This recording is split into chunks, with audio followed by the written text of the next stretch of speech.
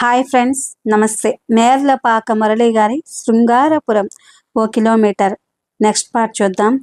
Bus stand చేరుకున్నాను. Bus కోసం చూస్తూ కూర్చున్నాను. కాసేపటికి ఎవరో వస్తున్నట్లు అనిపించి ఊరి వైపు తిరిగాను. వగర్చుకుంటూ వస్తున్న ఆనంద్ కనిపించాడు. భర్తను వదిలేసి వెళ్ళిపోతానన్న వార్త అప్పటికే ఊరంతా పొగలా లేచినట్టుంది. విషయం తెలియగానే పరిగెత్తుకొచ్చినట్లున్నాడు. ఇంకా ఆయాసం తగ్గలేదు. ఎక్కడికి? ఆందోళనగా అడిగాడు. పుట్టింటికి. అంటే శాశ్వతంగా వెళ్ళిపోతున్నాను. పెళ్లి బంధం తెంచుకుని ఎక్కడికి వెళ్తున్నావు? చెప్పానుగా, పుట్టింటికి. కానీ మరింకేం చేయను? పోనీ మీ ఇంటికి రానా? నవ్వుతూ అడిగాను. ఆనంద్ జవాబు చెప్పలేదు. తల వంచుకున్నాడు. చూశావా, మాట వరుసకైనా రమ్మనలేదు నువ్వు.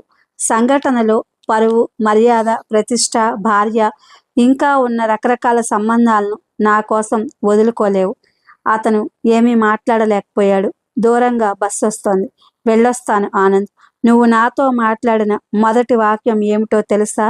స్త్రీలంతా మంచివాళ్ళనని. కానీ నేను నీతో అంటున్న చివరి వాక్యం ఏమిటో ఊహించగలవా? పురుషులంతా చెడ్డవాళ్లేనని. ఏడుపు ముఖం పెట్టాడు ఆనంద్. అతన్ని అలా చూడడం ఇష్టం లేక, అయితే ఆ పురుషుల్లో నువ్వు లేవులే అన్నాను. బస్సు వచ్చి ఆగింది. ఒక్క ఉదుటున అందులోకి ఎక్కేశాను. ఆ తర్వాత ఓ 6 నెలలకు అనుకుంటాను, నా భర్త పాము కాటుకు చచ్చిపోయాడు. ఆ బంధం అలా శాశ్వతంగా తెగిపోయింది. విలాస్ని చెప్పడం పూర్తి చేసి అలా ఫ్లాట్గా ఆకాశం వైపు చూసింది. నిండు చంద్రుడు ఆకాశం మధ్యలో నిలబడి ఉన్నాడు. గోపాలకృష్ణ వెంటనే ఏమీ కామెంట్ చేయలేకపోయాడు.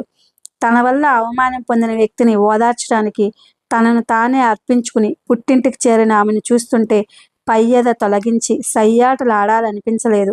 పాదాలకి వినమ్రంగా నమస్కరించాలనిపిస్తోంది. కానీ ఆచారం మేరకు ఆమెను ఎంటర్టైన్ చేయక తప్పదు. మౌనంగా ఆమె చేతిని పట్టుకుని పైకి లేపి పడక గది దగ్గరికి నడిపించుకొచ్చాడు. ఇద్దరూ పడుకున్నారు. ఆమె జీవితంలోని విషాదాన్నంతా క్షణమైనా లాగేయాలని అనుకుని ఆమె చెప్పిందంతా తాత్కాలికంగా మర్చిపోయాడు. ఆమెను దగ్గరికి లాక్కున్నాడు. ఆమె ఒక్క క్షణం ఉలిక్కిపడి తర్వాత సర్దుకుంది. పెదవుల మీద బలంగా ముద్దు పెట్టుకుని బయట తొలగించబోయాడు. ఆమె సిగ్గుతో కుచించుకుపోయి అతని ప్రయత్నాన్ని అడ్డుకుంది. ఆమెలో బెరుకుతనాన్ని పోగొట్టాలనుకున్నాడు. చాలా రోజుల తర్వాత పురుషుడి సాన్నిహిత్యం లభించడం వల్ల ఆమె ఎక్కువ సిగ్గుపడుతున్న విషయాన్ని గ్రహించాడు. ఆమె మీద వాలి సరదాగా, మనం ఓ ఆట ఆడుకుందామా అని అడిగాడు. ఆమెలో ఉత్సుకత. ఏమిటా ఆట? నీకు మచ్చలు ఎక్కడెక్కడున్నాయో నేను చెప్తాను చూడకుండానే ఆశ్చర్యపోతూ అడిగింది. అయితే కానివ్వండి అంది విలాసిని. నీ మెడ వెనుక పెద్ద పుట్టుమచ్చ ఉంది, అవునా? అడిగాడు గోపాలకృష్ణ. తనకు అక్కడ పుట్టుమచ్చ ఉందే లేదో ఆమెకే తెలియదు. ఎప్పుడూ అద్దం వెనక పెట్టుకుని చూసుకోలేదు. ఎవరూ చెప్పనూ లేదు. అందుకే అవునని కాదని అనకుండా ఫ్లాట్గా చూసింది. నిజంగానే ఉంది. కావాలంటే చూసుకో. ఎలా చూసుకోను? నేను చూసి చెప్తాను అని మెడ మీదకు వంగి, ఇదిగో ఇక్కడుంది. నేను గెలిచాను. ఆట ప్రకారం ఎవరు గెలిస్తే వాళ్ళు చెప్పినట్లు ఎదుట వ్యక్తి వినాలి అన్నాడు. సరేనన్నట్టు తలూపింది. నీ జుట్టు ముడి విప్పే. ఓస్ ఇంతేనా అన్నట్టు ఆమె జుట్టు ముడి విప్పింది. ఒక్కసారిగా చందమామను కసిగొద్ది నల్లమబ్బు కమ్మేసినట్టు జుట్టు పరచుకుంది. మరి రెండో మచ్చ ఎక్కడుందో చెప్పుకో. ఈసారి ఖచ్చితంగా నువ్వు ఓడిపోతావు అంది. నీ వక్షస్థలం మీద.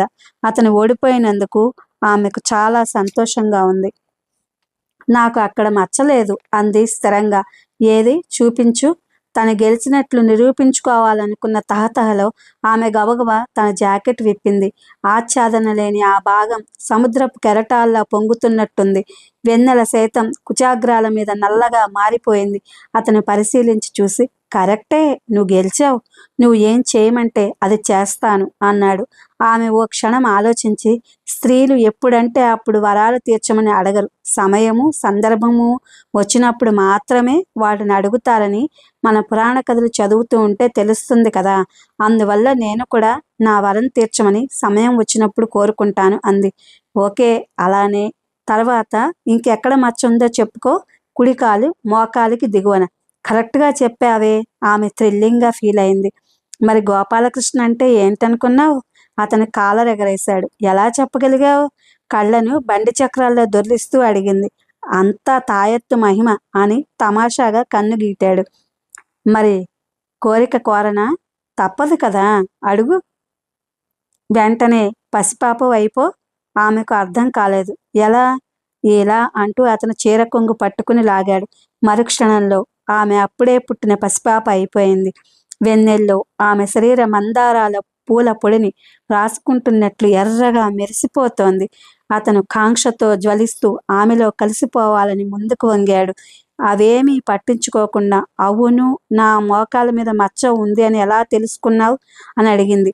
ఇక ఆ రహస్యం చెప్పకపోతే ఆమెలోని రహస్యాలను శోధించేందుకు సహకరించదని గ్రహించాడు. నా దగ్గర మహిమలేం లేవు, గెస్ చేసి చెప్పాను. బట్టలు విప్పేందుకు సిగ్గుపడుతున్న నిన్ను ఏదో మిష మీద దాని నుంచి తప్పించాలని ఆ గేమ్ ఆడాను. అప్పుడు గుర్తొచ్చింది ఆమెకు తను నగ్నంగా ఉన్నానని. టక్కున కాళ్ళని వెనక్కి లాక్కుని గువ్వలా ఒదిగిపోవడానికి ప్రయత్నించింది. ఇదిగో ఈ సుగ్గిని పోగొట్టడానికే ఇంత ప్రయాసపడ్డాను. స్త్రీ చేష్టల వల్ల ఆమె ఎలాంటిదో, ఏం కావాలని కోరుకుంటోందో సులభంగా గ్రహించవచ్చు అంటాడు వాత్సాయనుడు కామసూత్రాలలో. ఆమెను కాస్త ఈజ్ కావడానికి ప్రయత్నిస్తున్నట్టు కదిలింది. అతను ఆమెను గట్టిగా కౌగిలించుకుని ముద్దు పెట్టాడు. పెదవులు విడిపెట్టాక ఆమె సంపుటిక అంది. ఏమిటన్నట్టు కళ్ళెగరేశాడు. మీ గురువు వాత్సాయనుడు చెప్పిందే. బిగి కవిగిలిలో ఇచ్చే ముద్దును సంపుటిక అని అన్నాడాయన. మా ఇంట్లో ఉండే ఏకైక పుస్తకం కామసూత్రాలు. మా శ్రీవారు టూర్ వెళ్ళినప్పుడు తెచ్చారు. ఎప్పుడైనా బోరు కొట్టినప్పుడు అలా పేజీలు తిప్పేదాన్ని. మొత్తం 16 రకాల ముద్దులుంటాయని చెప్పాడాయన. అందులో నీకు ఎలాంటి ముద్దంటే ఇష్టం అడిగాడు అతను. 16 రకాల ముద్దులంటే 16లోని 6 అంటే చాలా ఇష్టం. ఆ సంఖ్య అంటే అంటూ కంఠాన్ని 3 వంపులు తిప్పి చిన్నగా నవ్వింది. వెన్నెల్లో నీ నవ్వు ఎలా ఉందో చెప్పనా? ఎలా ఉంది?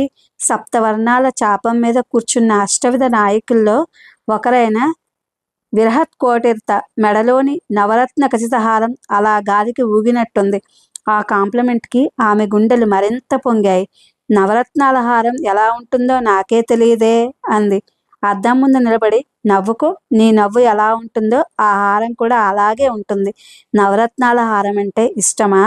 నవరత్నాల కన్నా ఆ 9 సంఖ్య అంటే ఇష్టం అంది. ఇంతకు ముందు 6 అంటే ఇష్టం అన్నావు, ఇప్పుడు 9 అంటే మక్కువ అంటున్నావు. ఏమిటి దాని అర్థం? శృంగారం అంతా ఆ 2 అంకెల్లోనే ఉంది. ఇంతకు ముందు గెలిచినప్పుడు నేను ఒక కోరిక కోరవలసి ఉంది. దానికి ఇప్పుడు వచ్చింది సమయం. కోరమంటావా? చిలిపిగా చూస్తూ అడిగింది. 6, 9 సంఖ్యల్ని ఒక దగ్గర చేర్చు ఇప్పుడే అని. ఆ తరువాత అతని కళ్ళల్లోకి చూడడానికి సిగ్గు అడ్డుపట్టంతో తల పక్కకు తిప్పుకుంది. అతనికి అర్థమై ఆమె కోరిక తీర్చాడు.